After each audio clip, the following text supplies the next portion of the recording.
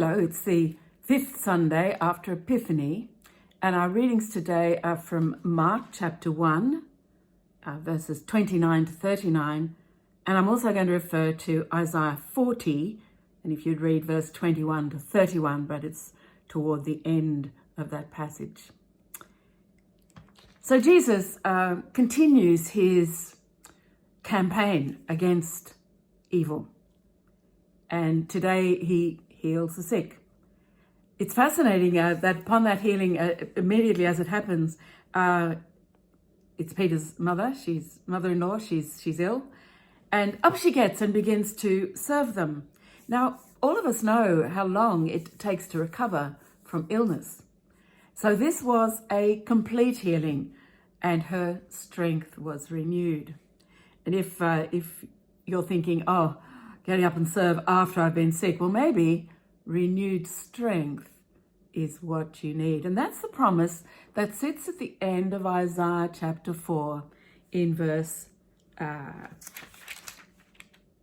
31.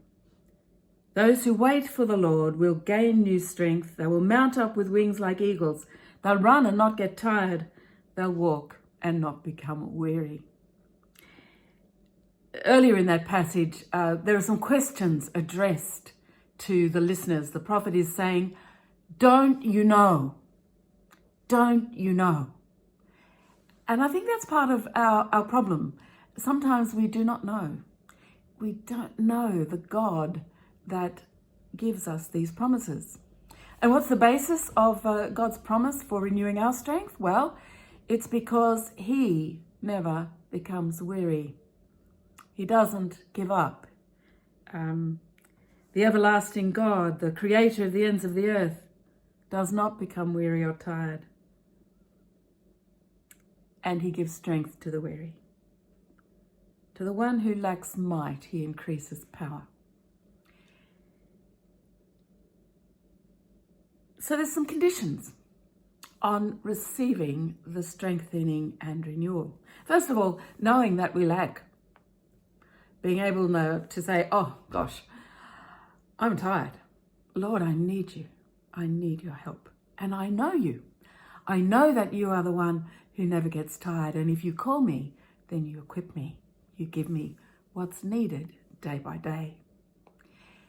And then it says, for those who wait for or wait on the Lord will renew their strength. Now, waiting isn't in this meaning of the word, isn't passive. It's not a doctor's surgery waiting room waiting. It's an expectant waiting. It's hopefully a patient waiting. It does involve patience, but it's expectant and it's active. It's not passive. It's a bit like, I prefer wait on the Lord than wait for him, because the picture I've got in my mind is of a waiter in a high-class restaurant. Now, waiters in high-class restaurants are virtually invisible if they're good at their job. They are in the wings and they are alert to what their clients need. And the best of them will be at your table before you've even wiggled your finger. And they will have anticipated probably what it is that you need. The waiter is alert to the ones he or she serves. So our waiting on the Lord is about cultivating an alertness to his presence, to what he wants in our lives moment by moment and day by day. And as we are alert like that, we gain new strength. We see new possibilities. Even when we are confined to our homes, even if we are confined to our seat and we can't move around much, he renews our strength in order to do what he calls us to do. To contact somebody by phone or message. Somebody who needs that touch of love and of attention just in that moment. God renews our strength to do whatever he calls us to do. And our call changes as our strength changes and as our time of life changes. Those who wait on the Lord will renew their strength. They will mount up like with wings as eagles.